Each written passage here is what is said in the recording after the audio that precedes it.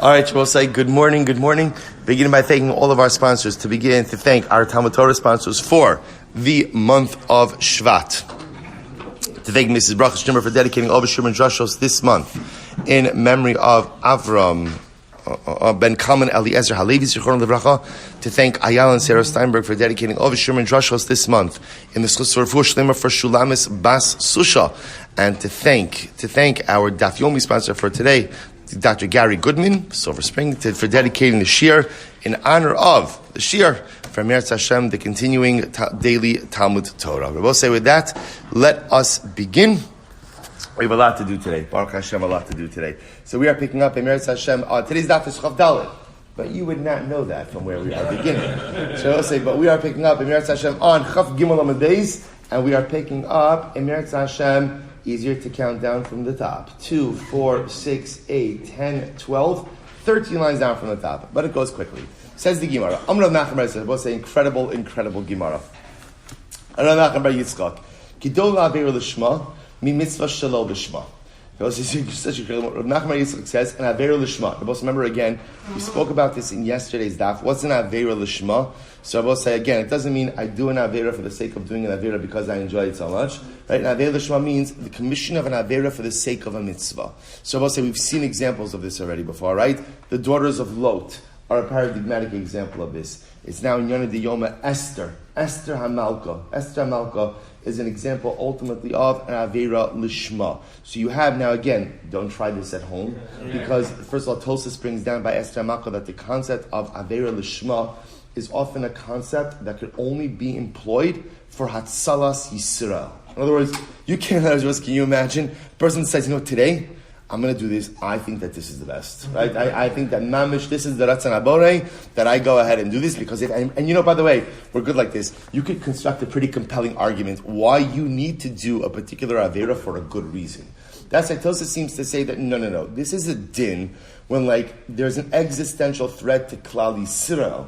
And therefore, again, you need to engage in an action which would otherwise be prohibited for the sake of Hatzalas Yisrael. And again, if you see that's the theme, okay, the daughters of Lot is not Hatzalas Yisrael, it's Hatzalas, or they think Hatzalas humanity, right? Esther HaMalka is Hatzalas Yisrael. So at the end of the day, there is this concept of an Avera L'Shma. But the Gemara says, Gidol Avera L'Shma, mi mitzvah shelo L'Shma. It will say, so incredible. An Avera L'Shma is better than a mitzvah shelo L'Shma. But I will say, I just want to point out something. We're going to disapprove this statement in just a moment. But I will say, but didn't in the profundity of a statement like that, an Avera L'Shma is better than a mitzvah shelo L'Shma. What's a mitzvah shelo L'Shma? What's a mitzvah shelo L'Shma? Right? Just the mitzvah that you do without what? Without thinking. I will say, I would venture to say that a lot of times our mitzvahs are shelo L'Shma. Just like, again, I'm not thinking about it. I will say, do you hear what the statement that Rav Nachman bar Yitzchak is saying? That the most important life is to have thing in life is to have kavana, kivun, direction, right? To have thought, to be passionate about something, to be directed about something. Don't just coast through life. Don't just go. Don't just move. Don't just put on the autopilot. It is so much better. What he seems to be saying is it's so much better to do a targeted avera for the sake of some good than just to do amorphous mitzvos with absolutely not thinking about anything. Now, like I said, we're going to disprove this statement in just a moment, but the fact that it's even on paper, right, the fact that it's even eternal because it's included in Shas is such an incredible idea. Rachmana liba boy. What HaKadosh Baruch Hu wants at the end of the day is, come on, put passion into it, put excitement into it. Whatever you're going to do, commit yourself to it, be involved. Don't coast through life. It's so easy. And most of us do it over 120 years. You could set cruise control, right? Started at birth, ended at the grave. By the way, the great part about that cruise control is it'll get you from point A to point B. It will get you from cradle to the grave. That's the way it works. But Lamaisa, you miss out on leading and living an impactful life all the way through. Such an incredible yisod. So the Gemara goes back to the Gemara says, well, 1 second. Was that Amarav? Is that true? V'amarav Yehuda Amarav li'olim yasok ad b'torah mitzvos afilu shelo l'shman. We have a principle. What's the principle? Better for a person to learn Torah shelo l'shma, right, than not to go ahead, not to do it at all. Shemitoch shelo l'shman, ba l'shman. Both say, again, so it seems to be that Rav Nachman bar Yitzchak is really knocking a mitzvah shelo lishma. But one second it says the Gemara, okay, everyone will agree that a mitzvah shelo lishma, right? A mitzvah without kavanah, a mitzvah not for a directed purpose, it's not great, but it's certainly not in the same category as an aveira, right? At the end of the day, halacha l'maisa,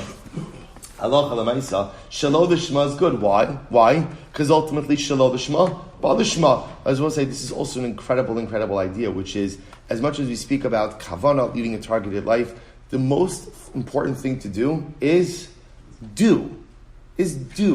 Don't wait for the right kavanas in order to engage in dynamic activity. Do what you need to do. Do what you need to be done. But it's without kavanah, it's without feeling, it's without this. Fine. Do engage. Also, we spoke about this. That ultimately the way I feel and the way that I think is often shaped by the way that I act. So sometimes in life you have to engage in activity shelo lishma. That's the way it works. But the good news is, with enough behavioral habit, ultimately, again, the lishma, the kavana will emerz Hashem come. So how can you say that an avera lishma is greater than a mitzvah shelo lishma? That seems to be a bit dramatic. Ella ema ki mitzvah shelo lishma. Rather, Rabbi say what it means is like this: that at the end of the day, an avera lishma is equivalent to a mitzvah shelo lishma. Okay, so that's an interesting equation, right? An avera lishma, an avera that is done for the sake of a mitzvah, ultimately, again, is, so to speak, I guess, hashkafically equivalent to a mitzvah shelo lishma, to a mitzvah that's done without the right kavanah. The pasuk says, that I will say, so the idea, the takeaway from this is that at the end of the day, an avera lishma is like a mitzvah. Now, what kind of mitzvah is it like? Is it like a mitzvah shelo lishma? Is it greater than a mitzvah shelo lishma? So that we see is subject to some level of dispute. The Gemara is going to prove this idea now, that an avera lishma is as great as a mitzvah. So watch this. The Gemara says, Dichsiv, Tivorach minashim yoel, eishes chivra akeni, minashim ba'ohel tivorach. So what's that? The pasuk says over here in Shoftim, remember again, so Yael killed Sisra. She killed Sisra, right? We know again, this is the Haftorah on Rosh Hashanah. Vatiyavev aim Sisra. Actually, the Gemara Masechus Rosh Hashanah learns out many of the halachos of the concept of a trua. The trua being a yevava, right? Ultimately, again, so that's how we translate trua as a yevava. What's a yevava? Vatiyavev aim Sisra. So here, Devorah, the Shofetes and the Neviah is extolling Yael. And it says, Yael, Tevorach Yael Minashim, Yael Eshes Cherakini. So amongst all women, Yael, the wife of Cherakini, should be blessed. Minashim Ba'ohel. She's even blessed from amongst the women of the tent. Who are the women of the tent? Man Nashim Ba'ohel, Sarah, Rivka, Rachel, V'Leah. Wow. So Devorah praises Yael. And she says that, you have a place in Klal Yisrael amongst the women of the tent. Right? Who are the women of the tent? The imos. So she compares Yael to the imos. Now, now watch this. Amar Rabbi Yochanan, Sheva bi'ilos ba'al osara sheba osasha. When Sisra hid in Yael's tent, she had relations with him 7 times. 7 times. Shene Emar, Bein Ragleha Kara Nafal Shachav. So what do you see from here? Now this was an avera lishma. So the idea over here is that Gemara learns out from the verbs employed in the pasuk that ultimately, again, each of them is a reference to an act of relations. Why did Yael have relations with Sisra 7 times? Ultimately, so that he would be exhausted, that he would be fatigued, and once he was sleeping, that's when she killed him. She drove a peg into his head, thereby cementing the victory of Klal Yisrael. But she had relations with him. So we'll say, so what do you see from here? We call this act of relations an avera lishma. She did it for Atzalas Yisrael, and therefore, again, when she is praised together with the imos. But 1 second, I will say, in this case, even if you want to claim that it was an avera lishma, didn't she have pleasure from the act of relations? In other words, she initiated the act of relations with him. It's not like Chas v'Shalom that he abused her, took advantage of her. She initiated. So didn't she have pleasure from this act as well? And wouldn't that make it a more severe act? Rabbi Yochanan called Tovasan Shar Rishayim Eina Ela Ra Eitzel Tzadikim. Was a very profound idea. The Gemara says, any tova, any good of the tzaddikim, of the Rishayim, is only, in other words, any benefit that comes from Rishayim is always considered to be something negative for tzaddikim. Shnei Amar, Hishamar lecha midaber al Yaakov, im Yaakov mitov yad ra. Because Baruch Hu tells Lavan, when Lavan is chasing after Yaakov, be careful, Lavan, do not speak with Yaakov anything good or anything bad. Bishlamara, I understand why Lavan can't say something bad to Yaakov Shakri, that makes sense. Elatov Amailo. Why can't Lavan say something nice to Yaakov? Elalav Shmaminot Tovaso Ra'a. He rather, what do you see from here? You see that even the good of the Rasha is considered to be something negative by the tzaddikim. Indeed, Shmaminah. Indeed, Rabbi say ultimately again, see that this is the case. Rabbi say, so therefore, the Gemara leaves off. I just will point out, we don't have time to get into it today, but Tosas V'Ham Mishanya actually makes reference to Esther Hamalka as well in the context of this discussion. Maybe if we have a little bit of time left over today, then, because today's daf is a little bit shorter, then Amir Hashem will come back and why is everybody smiling when I say that? Stop it. And so I'll say, so then Amir Hashem will come back and we'll take a look at it. So we'll say, so again, what I want to point out, and this closes out the sugya over here of Avera Lishma. So we'll say, very, very profound idea. And of course, what's the takeaway message for us of an Avera Lishma? Think about it just a moment, right? So the Gemara tells us that Avera Lishma essentially is like a mitzvah. All right, is it as great as a mitzvah Shalom Lishma, greater than a mitzvah Shalom Lishma? I'll say, so for me and you, right? So you and I, we're not committing Averos Lishma. That's not what we're doing. So what do I take from a Gemara like this? So I'll say, I think what we take is that sometimes in our Avodas Hashem, we have to do things which are uncomfortable for us, which sometimes growth in life requires you to leave your comfort zone. The truth is, the first person who taught us this was Yaakov Avinu. Right? Yaakov Avinu, in order to receive the brachos from his father, which were rightfully his, had to do something that he was incredibly uncomfortable with. Right? Now, granted, in Yaakov Avinu's case, it was his mother who was telling him what he had to do. But Lamaisa, sometimes growth requires me to do things with which I am uncomfortable. And I don't mean uncomfortable like illegal or uncomfortable illicit, but often, again, accomplishment of great things in life requires me. It would be wonderful to always live in your comfort zone. We all have that, right? We all have that sweet spot in life. We're like, I'm comfortable doing this. I'm comfortable living like this. I'm comfortable accomplishing like this. And sometimes in life, in order to do something great, you have to leave that comfort zone. Sometimes the Avera Lishma means pushing yourself into an area of discomfort because you know that this is necessary for your complete self-actualization. That's the Musar HaSkil of an Avera Lishma.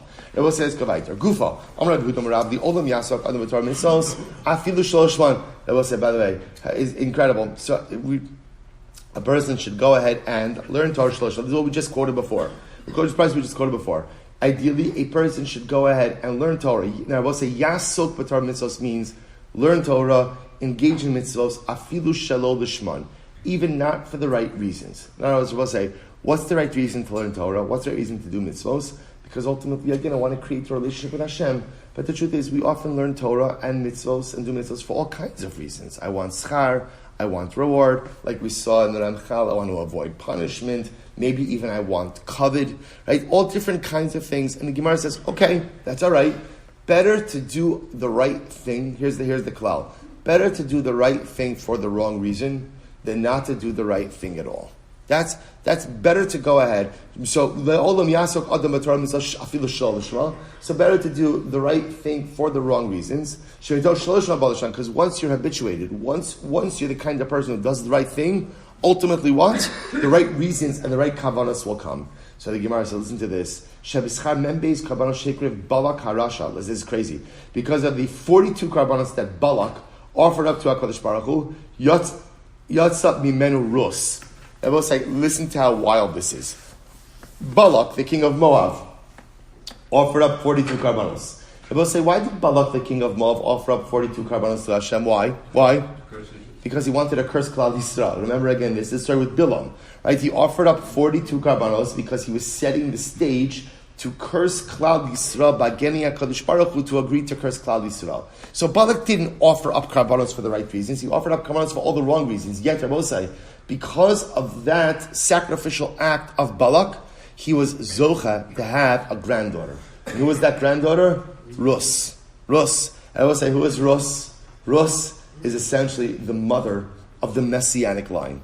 Now, say, isn't that incredible to think about? The mother of the Messianic line comes from a mitzvah shalol lishma. I will say, by the way, it's even worse than a mitzvah shalol lishma, right? What Balak did isn't having a mitzvah shalol lishma. What is it?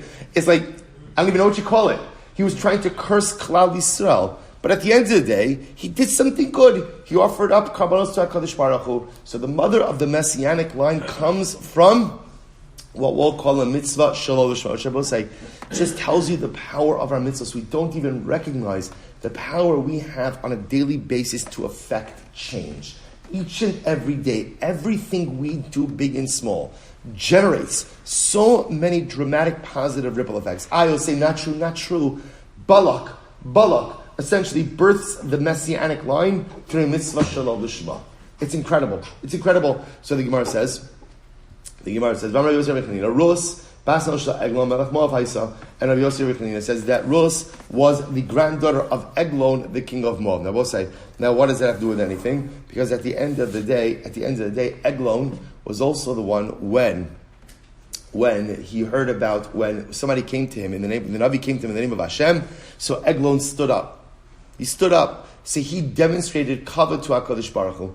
The fact that he demonstrated kavod to HaKadosh Baruch Hu gave him a granddaughter. So we'll say, who does Rus? Rus has a pretty impressive Moabite pedigree, right? In other words, from Eglon, from Balak, she is descendant of royalty, Gentile royalty, but royalty nevertheless. And halacha l'maisa, the reason why her ancestors were privileged to birth a woman like her was because of their mitzvot shalol lishma. Incredible.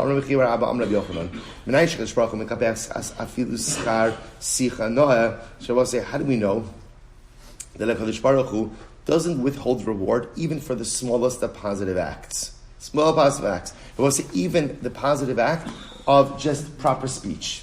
How do I know that even for sicha noah, for positive, nice speech, HaKadosh Baruch Hu doesn't withhold reward? Dilu bechira dikarise Moav amli rachmana al tatzer es Moav val tiskar bam melchama hu dalo aval sauri sarina. I will say, so remember, back to Lot and his daughters. The oldest daughter names her son Moav. What's the meaning of Moav? Pretty self-explanatory. Me'av. This is from my father. And I will say, that's pretty intense, right? Pretty intense to wear that on your sleeve, right? And to identify your child as the offspring of an act of incest. So the Gemara says, because there was a certain lack, because there was a profound lack of refinement, therefore, although Klal Yisrael is not permitted to go to war with Moab, we are permitted to go ahead and be a bit aggressive with Moab. Vilut Seira, the Karise Ben Ami. Yet I will say, the younger daughter, what does she name her son? She names her son Ammon. Then I will say, Ammon is a contraction of Ben Ami, the son of my nation. A much more veiled reference to the paternity of her child. Much more tsanua, much more modest, and much more refined. As a result, the Torah says, Amarle al titzureim val tiskarbam afilu tsauri lo titzarinan klal. When it comes to Ammon, Rabbi say, not only can we not do battle with them, but what?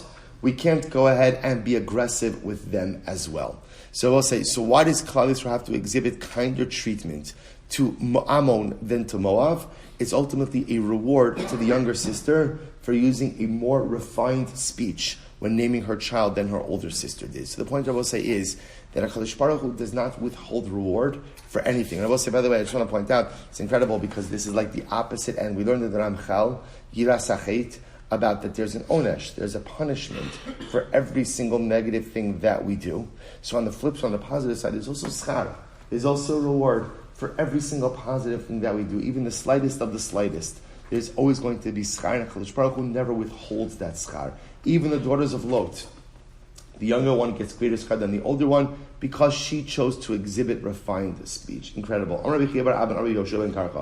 Olam was incredible. Yaktim Adam Lidvar Mitzvah. So we'll say this is wild. So a person should always run to do a mitzvah. Yaktim Adam Lidvar Mitzvah means, I will say, don't walk lethargically or tiredly or slowly to do a mitzvah. Yaktim means go quickly. Zrizos to do a mitzvah. Why? I will say it's interesting because beforehand what we just did is we just said that the older daughter of Lot lacked a certain refinement and modesty in the way, as manifest in the way that she named her child, Moab. She broadcasted to the world, this kid is from my father. Yet, Chazal see that the older daughter was greater than the younger one in one respect, which was that the older daughter acted first.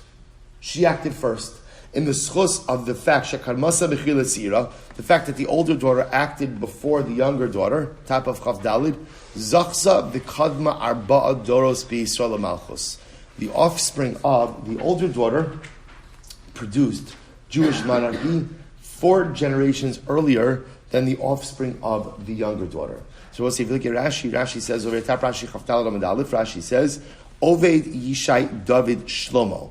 The ilut seira la'asa b'Yisrael ad rechavam tahava min na'ama ha'amonis. So I will say ultimately again, the older daughter ultimately again is responsible for Rus, who ultimately has Oved Yishai David Shlomo, 4 generations of Malchus. The younger daughter, generations later, has a granddaughter by the name of Naama Ha'amonis. Naama Ha'amonis marries Shlomo HaMelech, and together they have a son, Rechavam, who inherits the monarchy from Shlomo. Unfortunately, it's under Rechavam that the kingdom splits, but ultimately, again, what does the Gemara attribute the fact that monarchy came from the older daughter earlier in the zechus of her zvizus? And the zechus of her zvizus. So it's just incredible, by the way, how we're learning all of these halachas from an act of incest.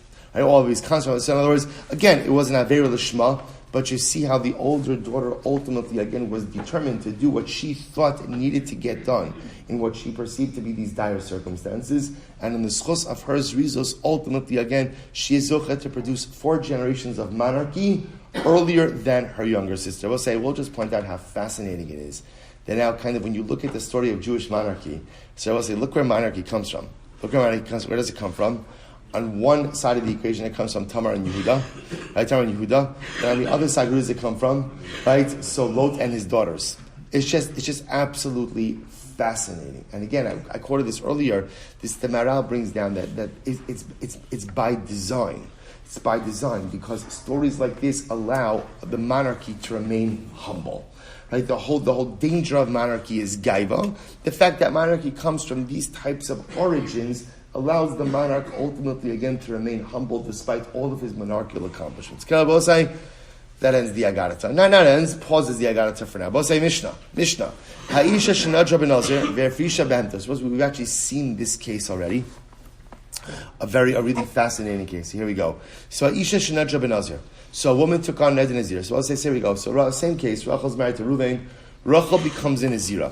Ve'frisha as behemta. So what did Rachel do? Rachel's preparing for the concluding sacrificing. Now I will say, remember again, we'll get into more specificity, but we know that at the conclusion of a Neder Nazirus, the Nazir is offering a chatos, an olah, and a shlamim. We're also going to see there's a whole bunch of loaves of bread that are also offered as part of the concluding rituals, or sacrificial ritual. We'll get to that. So here's the case. Bless you. Rachel became a Nazira. What did she do in preparation for the conclusion of her Neder Nazirus? She separates out her animals, right, ready to bring her kabaros. Now what happened? So we'll say after she separated out the animals, what happened? Her husband heard about the Neder Nazirus. What does Reuven do on the day that he hears about the Neder Nazirus? He's made for it. Fine. No, that's fine. That's his right. What's going to be the shayla? What do we do with the animals? What do we do with the animals which have been designated ultimately as kamos? So we had this. We quoted this Mishnah 2 days ago. So what's the halacha? Im shalo haysa behema teitze v'tira be'eder. So halacha l'maisa. If the animal belonged to the husband, in other words, if it's the husband's animal, no problem. It just goes back to the flock. I will say so again. Teitze v'tira be'eder means it's returned to the flock and can graze as usual. That's it. In other words, no sanctity attached to the animal. But however, if the behemoth is hers, we'll discuss exactly what it means the behemoth is hers. Hachatos tomus, the chatos animal, has to be left to die. Va'ola tikrav ola, the ola animal should be offered up as an ola, as in the dava. Right? Shlamim tikrav shlamim, the shlamim animal should be offered up as a shlamim, also on a dava. V'nechalim liyom echad. They can be eaten for one day. And I will say eaten for one day, that's the normal window for the karbanos of a Nazir. Ve'enon tu'unin lechem. But I will say there are no accompanying loaves that are brought. So we'll discuss, again, we haven't discussed this at all, but there are loaves that are brought together with, including karbanos of a Nazir. But you don't bring the loaves. So we'll say, now, Asavis, why don't I bring the loaves? Why don't I bring the loaves? Why not? Because are these karbanos of a Nazir that are being offered up? No. What's being offered up over here? Nidavos. Therefore, the Gemara says, so we'll say, so again, let's pause here for just a moment. Let's review the case. Rachel said, Hareini Nazira. No problem. She's going through her Neder Naziros. Her husband doesn't know. Obviously, they're not a couple that shares everything. Right? So, husband doesn't know. So, what does she do? Now she's coming to the end. She separates out her karbanos. 3 animals. Chatos, Ola, Shlamim. Reuven finds out. Reuven says, nope, not going to have it. Annuls the Neder. Now, the shayla is, what do we do with the animals? So, the Mishnah says, it depends. What does it depend on? If they're his animals that she used, no problem. No sanctity there. Put them right back with the rest of the flock, no problem. If they're her animals, then they do have sanctity. So what do I do? Then the chatos left to die. We'll talk about that. Chatos left to die. The ola is offered up as an ola. But I will say, what type of ola? An adava. Remember again, anyone could come to the Beis HaMikdash and offer up a carbon adava, a voluntary offering of an ola. So we'll offer up this ola as a voluntary offering. Shlamim, same thing. We'll offer it up as an adava, a voluntary offering. However, there are no accompanying loaves, which of course, again, because it's not the carbon of a Nazir, it's just an adava. Okay, fine. What happened if hayula mos? So we'll say, what happens if instead of separating out animals, what did she do? She set aside money. She set aside money for the purchase of karbanos. So now again, we'll say, same case. Rachel said, Harini Nazira, right? So she separated out money for the concluding karbanos. Her husband hears about her neder, and what does he do? He annuls it. So now the shayla is, what do we do with the money?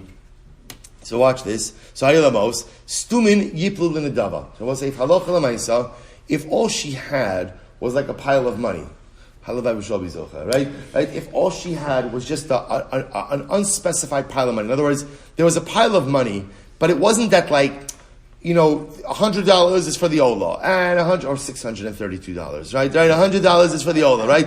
All right, $100 is for the Shlamim. Or this, it wasn't like any of that. In other words, she just had a pile of money in it, and that's it. So, but it wasn't defined. Then ultimately, Yiplun Nadava, that entire pile of money, could be used to purchase Karbanos Nadava, voluntary offerings. Ma'os Mifurashin. I will say, however, what happens in the pile of money if she had identified, X amount of money for a chatos, X amount of money for an ola, X amount of money for a shlam. In that case, I will say, what do we do? When it comes to the chatos money, Yelchu liyam hamelach. When it comes to the chatos money, what does she do? She takes it and she throws it into the Dead Sea. So we'll say, this is the theme we have over and over again, that by a chatos, we'll see.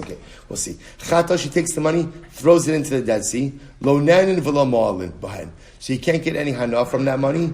But if you did get hana from that money, you are not in violation of mi'ilah. Remember again, what's mi'ilah? Mi'ilah is mundane use of consecrated items. T'mei ola. What do you do with the ola money? Yaviu ola. Ultimately, again, I will say you should use the ola money to purchase an ola for a nedava. And ultimately, again, if you do misuse that money, you are subject to mi'ilah. To make shlamim, we will say, what do you do with the shlamim money? Yaviu shlamim, ultimately use the money to purchase a shlamim. And I will say, all these karbanos are consumed for one day, and there's absolutely no need to bring the loaves of bread for the karban. Good. So we'll say, that's our Mishnah. Let's analyze this a little bit. Mantana de balo mishtabla. So we'll say, so let's start with case number 1. Case number 1 is where Rachel said, Hareini Nazira. And I will say, okay, she's going through another Naziris. Then what? Step 2. That's step 1. What's step 2? Step 2, she separated out animals for her karbanos. I will say, now in this case, she used her husband's animals for karbanos. Step 3, what happens? Husband hears about it. What does he do? He annuls the neder. He's made for it. So I will say, so now the Mishnah says, so what's the status of the animals? The status of the animals? Chulin. They just go back to the herd, and that's it. There's nothing more to talk about. So this sparks a very interesting discussion, which is the fact that if she uses his animals seems to indicate to us that a husband has absolutely no obligation to provide for his wife's sacrificial needs.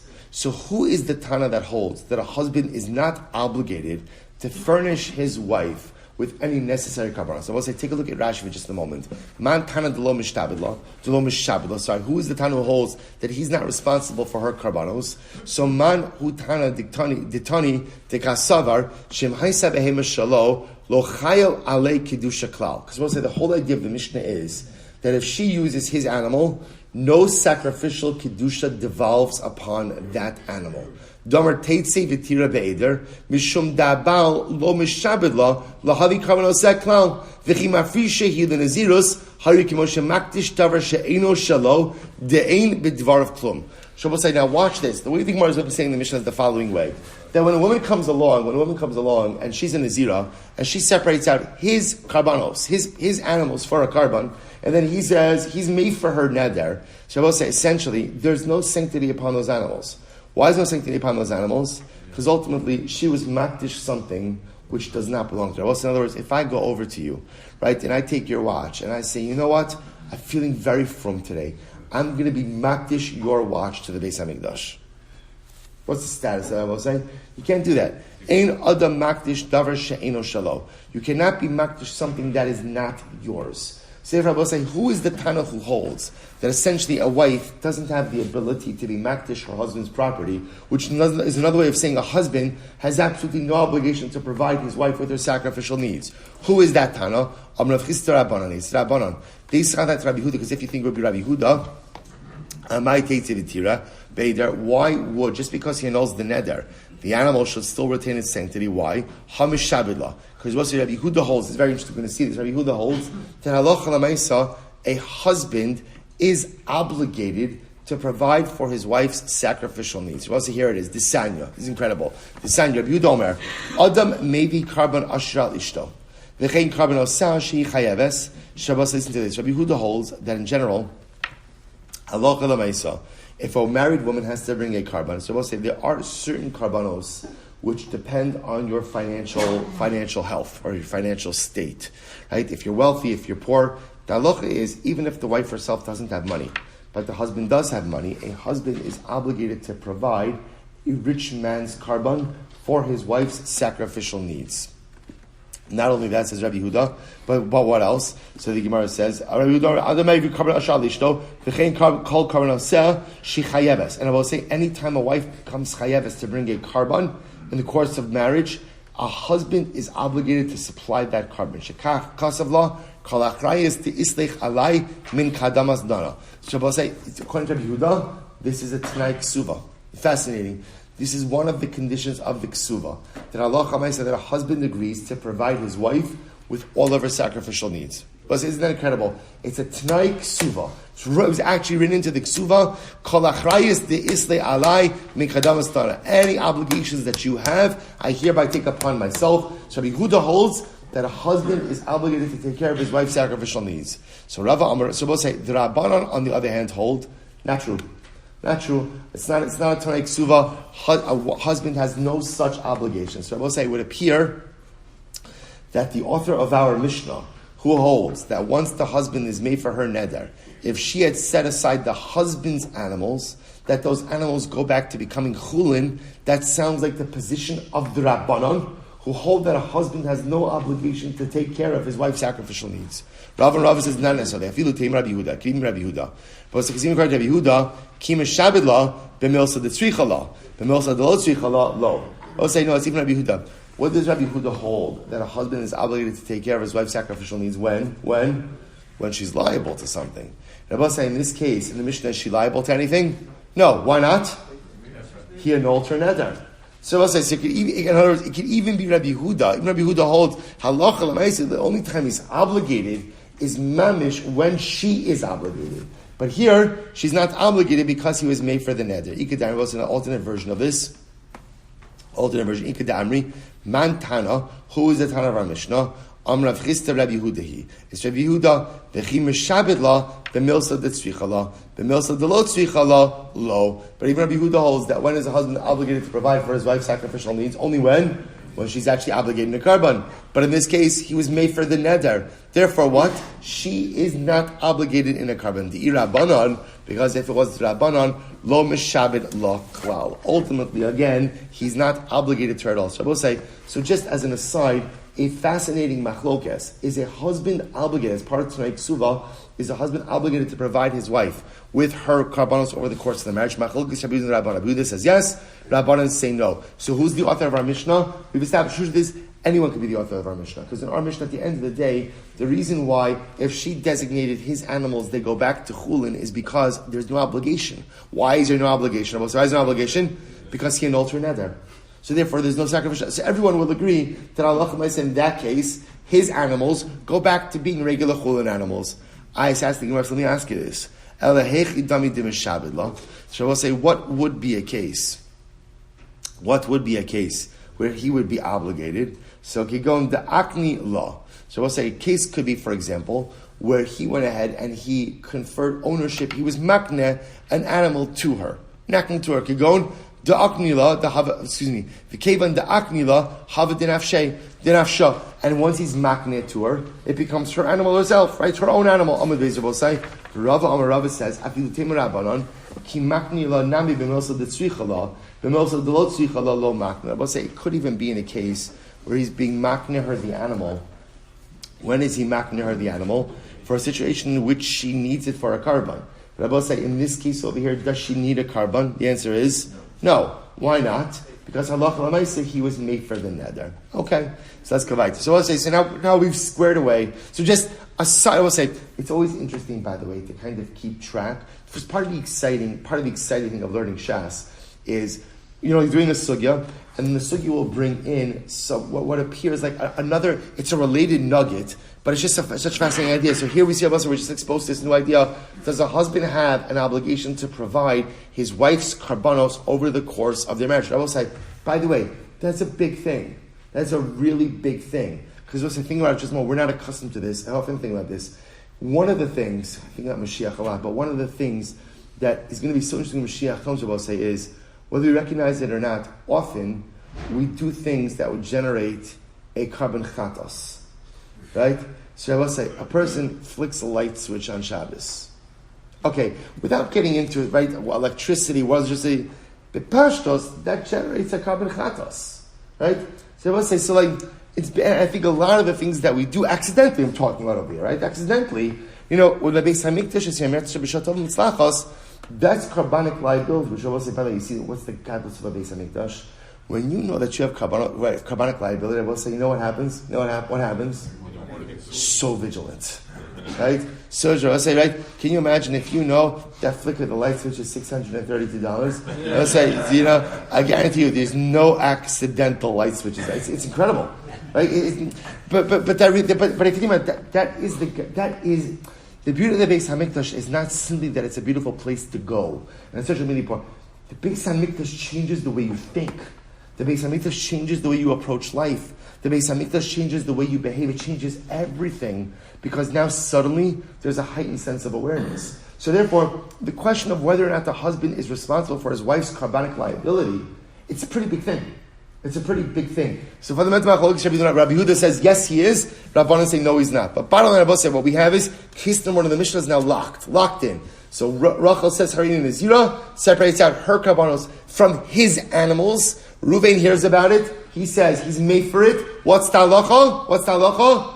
Animals go back to the flock. Total chulin. And now we've established everyone agrees with that. Next case. So the Gemara says, Im shalahai sabanta chatas tamas v'olatik. So what's the now second case in the Mishnah was? Same case. Rachel says, I am a Nazira. Then what happens? She separates out animals. But whose animals? Her animals. So she separates it out from her own animals. A chatas, an asham, and an olah. Sorry, a chatas, a shlamim, and an olah, not asham. Chatas, shlamim, and an olah. So I'll say, so now what happens? So now the Mishnah said, and now same thing. Reuven hears about the neder. He's made for the neder. So I'll say, so what has to happen? The chatas is left to die. Shlamim is offered up as an adava, and olah is offered up as an adava. So it says the Gemara, he minallah. I'll say, by the way, from where does Rachel have her own animals? After all, we learned, ha'amrit, masha kansi isha kanabayla. What's the general principle that whatever a woman acquires, her husband acquires? So how does she have independently owned animals? Amra Papa, Shemikamsasa meisasa. Shabbos said this is very interesting. Now, what does this mean? So, Shabbos say a woman receives a certain amount of mazonos, right? And a mazonos allotment. So, what did Rachel do? Rachel is a very what's the word? Frugal, right? Frugal lady. So, what does she do? She doesn't use up all of her mazonos. So instead, whatever she uses. She sells off the rest. She's establishing for herself a little bit of a side account, right? And from her side account is what she goes ahead and uses to purchase all of her animals. Another possibility: someone gave her property, right? I will say now this is actually interesting. So a person could give a married woman property and say to her, "This is yours with what? On the condition that your husband has no rights in this." And such a gift actually works. Okay, so whatever the Metzias is, I will say, whatever the Metzias is, halakha l'maisa, we can establish a case where she has independently owned. By the way, there's also another way she could do it, which is how? Right? So dowry, right? The problem, why doesn't the Gemara give that answer? Because remember again, with dowry, as much as she owns title, she doesn't have usufruct, right? Is that the legal term? Right? She doesn't have usage, right? She doesn't have payros. So what's interesting is she owns title, but she would not have the right to designate those animals as karbanos because her husband has usage. So that's why, again, you can, I will say, the notion of a woman owning something independent of her husband is not a chiddush at all, right? There's many cases you could construct. What we're looking to see is a case where she not only has title, but has the ability to actually designate it as a karban. So, okay, one of two possibilities. Either possibility A is halakha l'maisa, right? She was frugal and she had a side account, used money that was given to her to buy something, or halakha l'maisa, somebody gave it to her on the condition that her husband has no rights. Ha'ola tikrav ola, v'ashlamim tikrav. So now again, what's the halakha in that case? The chatas animal left to die. The ola offered up as an adava. Shlamim offered up as an adava. So Shmuel said to Avraham bar Ihi, listen to this. Lo teisiv al karech, do not sit down. Ad amris li hada milsa. Explain to me the following case. Now, I will say, now if you remember again, the Mishnah said, in all of these cases, so I'll say, let's play out this case, right? So Rachel Sararini Nazira, she separated out her own animals for a chatas, for an ola, for a shlamim. What happens? Husband now is made for the neder. What's the halacha? Chatas, tamos. Left to die. Ola, offered up as an adava. Shlamim, offered up as a adava. What did the Mishnah say? But she does not bring the loaves which normally accompany the karban of a Nazir. So now, Shmuel said to Avraham bar Ihi, don't sit down until you explain to me the following thing. So I will say this idea of karbanos that don't require lechem. Tell me about the cases of karbanos that do not require accompanying bread offerings. Ve'eluhein, arba. Right? Arba ilim she'en tu'un lechem. I will say there are 4 karbanos, 4 rams, that do not require lechem. Shalo v'shala, the case of his, the case of hers. Shala achra misa, the case of after death. U'shala achra kapara, and the case ultimately again of after kapara. Now I will say these are 4 cases. We're going to focus on the first 2 of them. Shala hada amron. So I will say the case of Shala is the one we just said. What's the case of Shala? That's the second case in our Mishnah, where she separated out her own animals. Then the husband was made for the neder. The halacha is, chatas dies, ola is offered up as an adava, shlamim is offered up as an adava, but without any accompanying loaves. What's the case of Shalo? This not ha'ish madir espino ben Nazir. Shabbos said this is a very interesting case. A father can make his son, this is obviously talking about a son who is a katan, can make his son a Nazir. That's we're going to see this sugya. Where is this sugya? We're going to see this. In a couple of days from now. So we'll say, so a father could make his son a Nazir, but a mother cannot make her son a Nazir. Okay, so we'll say, now watch this. Gilach, what happens if the son, as a sign of protest, cuts his hair? He's a katan son. He decides, right, now it's the act of rebellion. The kid doesn't want to be a Nazir. Right, so what does he do? He cuts his hair. O shegilchu krovin. Shabbos is interesting. Or relatives step into this. This is fascinating. Relatives step in. They're unhappy that the father made the son a Nazir. So the relatives give the kid a haircut. Or Micha. Or the son objects. He says, Dad, I don't want to be a Nazir. shemichu krovim, or the relatives object. So I was saying, all of these cases, essentially what that does is, it annuls the neder nazir. So again, we're going to see the mechanics of this case. But essentially what you have over here is a father being madir his son as a nazir. And then what happens? If either the son objects, the father, or the relatives object, or the son gives himself a haircut, or the relatives give him a haircut, ultimately, again, that brings to a close the neder nazir. It's pretty interesting. The Gemara says, "Hayulamos." So we'll say, now what happens? What happens if in the interim, right after the father made his son nazir, the father went ahead and dedicated, right, or set aside money for the concluding karbanos of naziros? So what do you do? We'll say in this case, he didn't separate out animals. In this case, he set aside money. So what do? Stumin yiplu nedava. If the money is not earmarked, so it's just a pile of money, then what? Now we'll say they all just go towards karban on nedava. Nedava finally say the shmos mefurashin. However, we'll say again, if the money was explicitly earmarked, then demei chatas yechul yam melach. The money set aside for a chata should be thrown into the yam melach. Demei ola yaviu ola. Money for ola should be used to bring in ola nedava umolin bahen, and that money is subject to meila. Demei shlamim money, yaviu shlamim, should ultimately again be used to bring shlamim. And ultimately, again, I will say all these karbanos can be consumed for one day. Ve'enon tu'unin lechem. And ultimately, again, they do not bring loaves of bread. So I will say this is the case of shalom.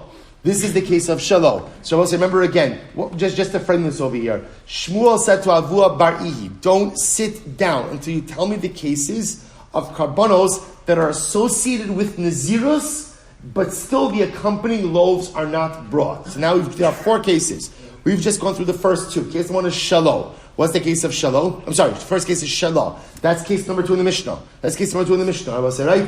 Which we just saw before. She goes ahead, Harini Nazira, separates out karbanos, husband is made for the neder, chatas dies, Ola's offered up as an adava, Shlom's offered up as an adava, no accompanying loaves. What's second case? Shalom. What's that case? I will say that's the case of a father, ultimately who makes his son a nazir, then separated out money for karbanos, let's say specified the money, right? Chatas, Ola, Shlamim, then the son objects, relatives object, the son takes a haircut, so there's no more nazirus, the karbanos are offered up, but without the accompanying laws. We'll stop over here for today. We'll pick up at Meretz Hashem with the last 2 cases tomorrow. Both say.